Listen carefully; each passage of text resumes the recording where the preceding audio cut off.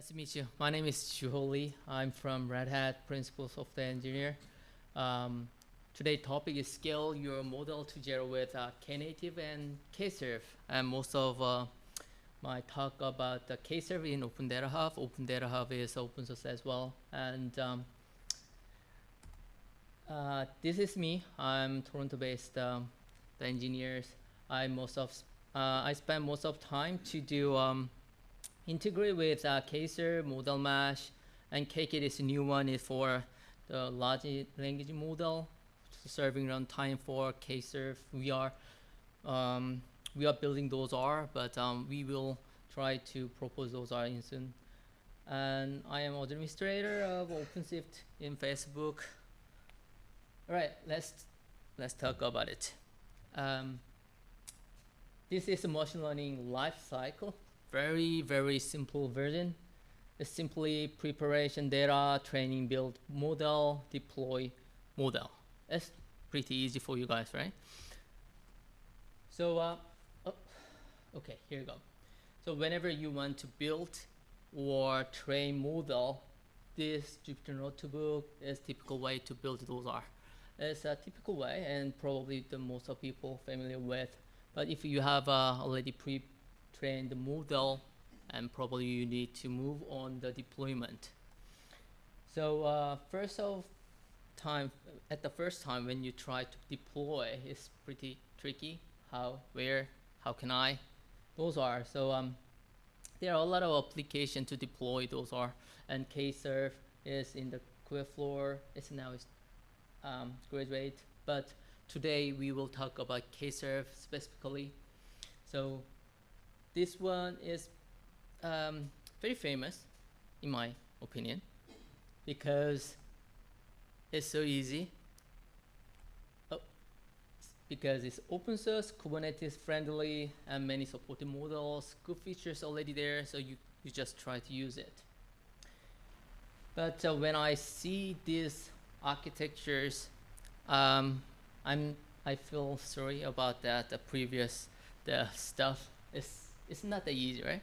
As people say, like you are kidding me. It's not easy architectures. But I'm not talking about this architecture in detail because you don't need to worry about those R. So Kserve is here to take out those burden from the users. So, but I need to explain there are two different models. One of my folks, Fasha, already explained what's the difference is model serving and model mesh. It's both are on the Kserve. And today I will explain about Kserve serverless mode. That is most complex one, but that is most of time I spent. Okay, let's talk about Kserve in detail. Kserve, it has two main components, and Knative Istio is pretty popular. Probably know everyone know about it. But in here I will add one more open source. Here is Open Data Hub. With Open Data Hub, I'm gonna explain this Red Hat serverless, Red Hat service mesh based on the OpenShift. But basically it's same. But as a Red Hat, we always push everything into upstream first. So when we need new feature, fix, whatever, we go to Knative Istio directly, and then we can print it down. So Knative is famous, but probably some people doesn't familiar with it. But I don't want to talk about architecture, so I just explain what is their motto. So Knative always say, don't worry about the infrastructure, we will manage it. We don't take your resource whenever there's no request. I don't want to take your money from your pocket, right? Peak time, a lot of load. Do we need to have some backup plan? Just leave to us. We will auto scale your services. It's three benefits. They already talk about it as a motto. What about Istio? It's pretty complex one, to be honest, but they also has a motto. So focus on your work. they will talk about the OS network. They will take care of it, and do not change any code. If you want to change some network, they will make it happen. And migration stuff, if it is possible to install Istio on your new platform, you are ready to migrate. And this is Open Data Hub. It is include all of those good features into open source into here, and then we integrate each others. And today we will talk about the modal serving specifically. So today I prepare some demos, and based on that Open Data Hub Kserve. So basically it's almost same, but this is simple comparison. So upstream, Kubernetes doesn't have ingress by default. That is one thing difference. But Open Data Hub, we have those route by default. It's CRD, just common custom resource one. So whenever we create an inference service, it will create a router. So component-wise, Istio Knative into a serverless mode, and Open Data Hub service mesh serverless is same. And for gRPC access, so using port forward is normal way for Kserve, but OpenShift, I already told you, is that there is a route. We will use it using HTTP2 protocol. Threat manager, I love it, but we need to install another component. But OpenShift has their own it. We just reuse it. So this is what I really want to talk about. Kserve will use all of this benefit. Kserve has those R, and the last one is only for Open Data Hub, but first one, Knative Istio, yeah, they will use it. Knative, easy to scale to 0, and easy to upgrade, is to roll back, is to auto scale, is to deploy. Canary A/B testing, they will provide it, and Kserve will use it. And Istio, yeah, it also Canary deployment, and easy to monitor, is to control network. Also Knative will use it. On top of that, we will also use OpenShift one. OpenShift is platform Kubernetes is based on, and it's ready to go production. There is HA proxy monitoring, cert management. Yeah, definitely we will use it, and multi-tenancy as well. So this is demo scenario. First of all, I will install service mesh, serverless, Open Data Hub, same as upstream Kserve. And the second one is install Kserve is a little bit different. It's specifically for Open Data Hub. And then I will show you how to deploy sample model, and then scale to 0, scale from 0. And auto scaling management metrics, soft hard limit to scale your models. And deploy second model in Canary, deployment, rollback, revision management. That's it.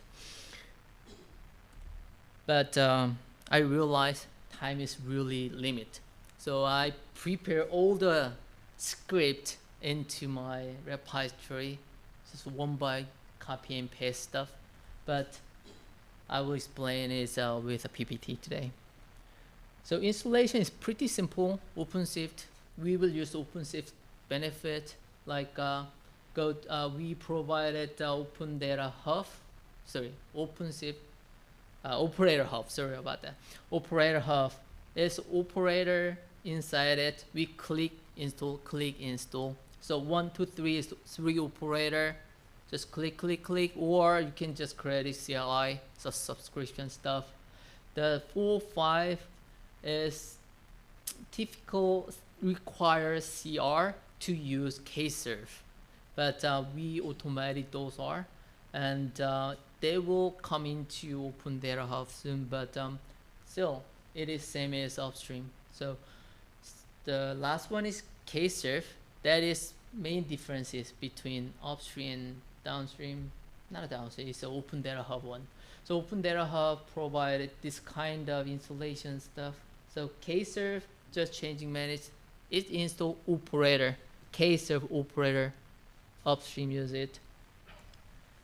Okay, this is the simple model deployment. As I told you, I will explain all the demo on top of OpenShift, include Open Data Hub.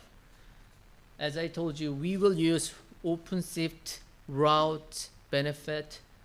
If you create inference service, upstream documentation normally explain like an ingress host, ingress port, and then use a host header.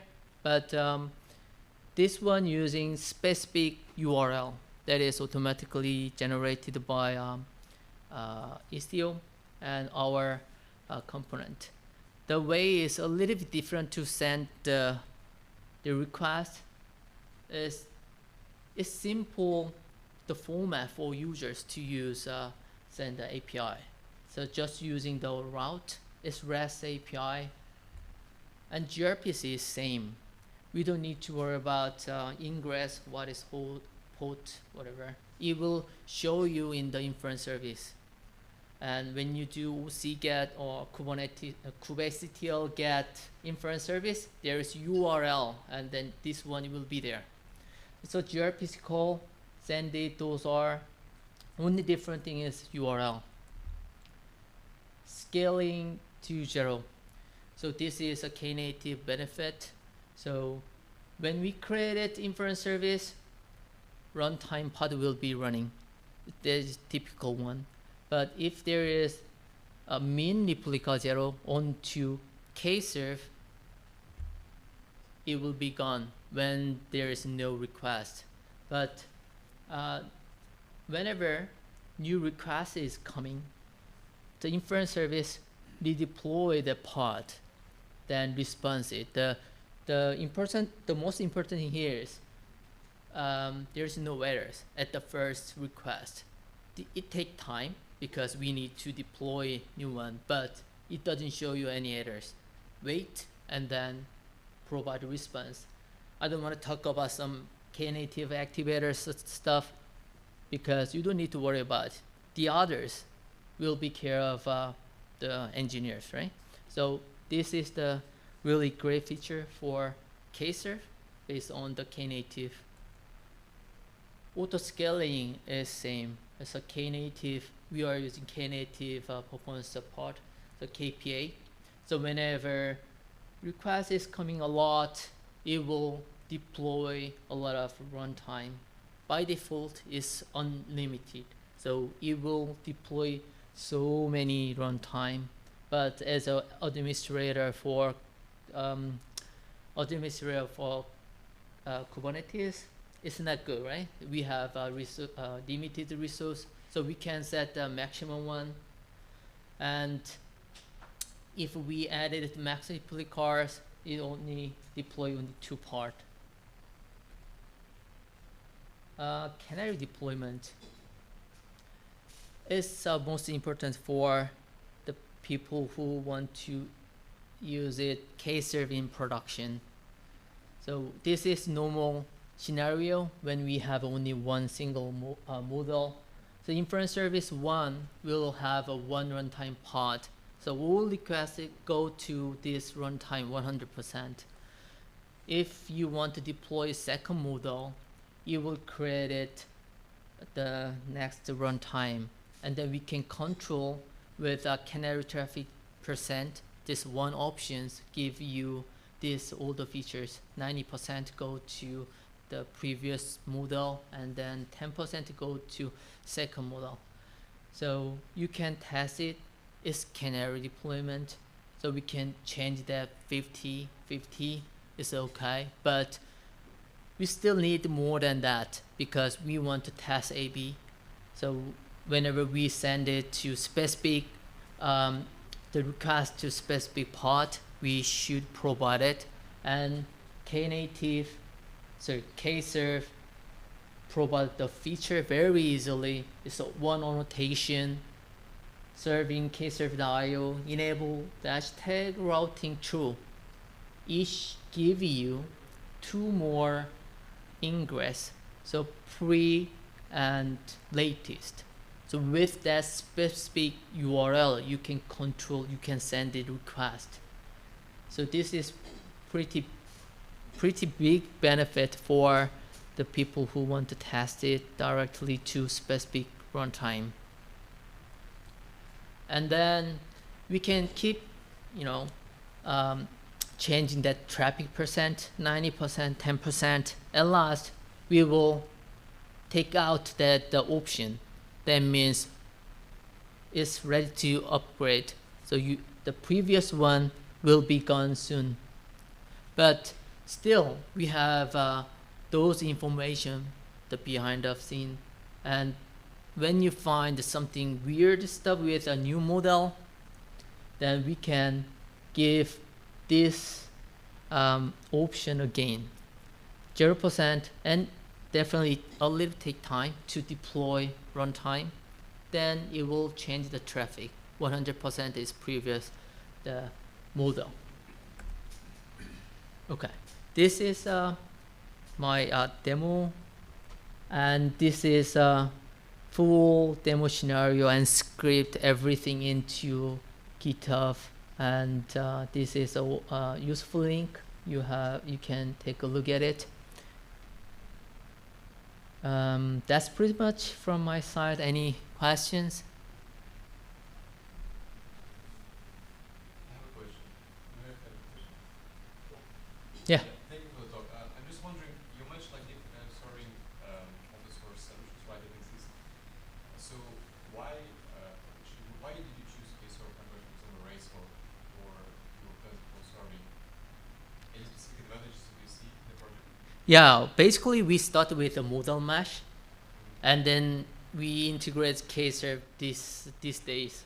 And Kserve is it's good, but we are focusing on the Kubeflow component, and we realize large language model is good for, Kserve is good for large language models. So we moved to Kserve more these days, and that's why, as I told you, Kkit, is a serving runtime for large language models, and then we are testing really hard from performance testing, everything into it. And Kserve has most great features that we are looking for, like inference graph and batching. Everything is ready to go. That's why we adapt it, and then we integrate those and still so far it's going well.